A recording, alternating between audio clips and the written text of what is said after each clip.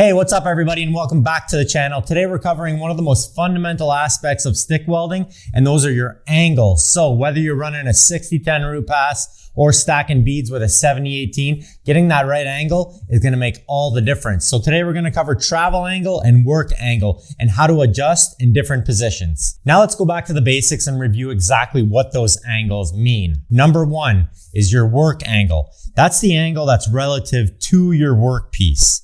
Generally speaking, we want to be half the included angle. If we have a T-joint that is 90 degrees, we want to come in at 45, half the included angle. This angle is going to keep your weld centered on that joint. This means that if you're pointing down too much to one plate or the other, it's going to favor that. Let's have a look at this one where my angle is pointing down too much, so more of my weld is on that base plate. The opposite, if I'm pointing up to that top plate too much, it's going to favor the top. Now the next angle is your travel angle. This is your angle that's relative to the direction of travel. This is how you tilt the rod along your travel path. This is responsible for penetration, bead appearance, bead width, and bead height.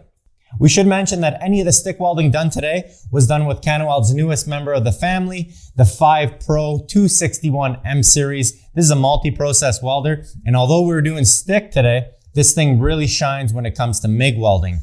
The advanced pulse features allow for super clean welding. Welding on a plate in the flat position, you want to keep your work angle at 90 degrees to that plate.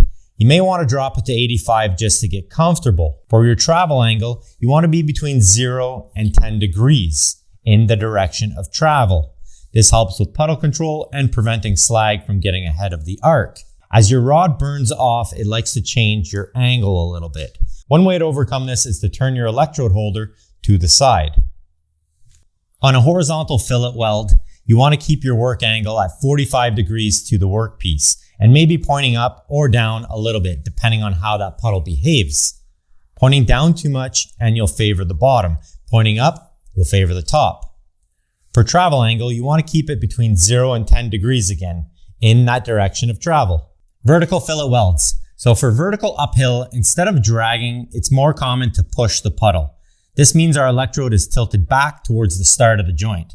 Tilt the rod 5 to 10 degrees to help push the puddle up. You can use stringer welds or a controlled weave. Vertical rarely has problems penetrating into the plate, so you may want to drop your amperage by 10% if you find it's digging too much. For vertical downhill, used mostly with 60-10, drag the rod at a 5 to 10 degree downwards into the direction of travel. Move quickly enough to ensure the puddle doesn't get ahead of you. Overhead welding follows similar rules as flat. It's considered upside down flat, but you want to keep the arc tight and your travel angle around 10 degrees to avoid excessive buildup. With proper settings in arc length, the weld wants to stay up into the plate. Stay steady and control your puddle to avoid any falling metal. Now let's look at 3 of the most common mistakes when it comes to welding angles. Incorrect work angle, too much travel angle, and angles changing throughout the weld. Incorrect work angle leads to weld faults such as lack of fusion, overlap, and undercut. Now this normally happens closer to the end of the joint as your rod gets shorter. Your angle changes. Remember, stick welding is a manual process. We have more to control. You want to keep it centered in the joint at all times. If your plates are at 90 degrees to each other, we want to split that angle in half and be in there at 45. Now this is a general comment because there are more variables at play, but in general, the more we drag, the more angle we give in that direction of travel will give you more penetration. To an extent, to a point, it'll give you a more narrow bead, more crowned up with slightly more penetration. The more straight up and down we come to the point where we're pushing the puddle, will give you a wider, flatter bead with slightly less penetration. Now, too much travel angle. This is a big one. Many welders believe they must keep the rod at 45 degrees. This would be too much. It can cause an uneven weld littered with spatter and lack of penetration.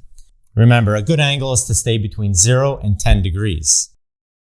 This last one is probably the most common. It's inconsistency. It's your angles changing throughout the weld. The best way to achieve great looking welds is to keep those angles consistent at all times. An uneven weld is caused by changing variables, your arc length changing, your travel angle, your work angle. You want to be mindful to keep these angles the same the whole way. Welders normally start out okay, but usually about halfway through, the angle begins to change and this is because the electrode is shortening. We must adjust to keep those parameters the same. Here's an example how I start out with a good angle, and then as that rod burns off, my angle starts to change because it's getting shorter. Now it's your job to adjust with your hand to either go up or down. Now that was a crash course on electrode angles for stick welding. Now at the end of the day, these might be textbook parameters.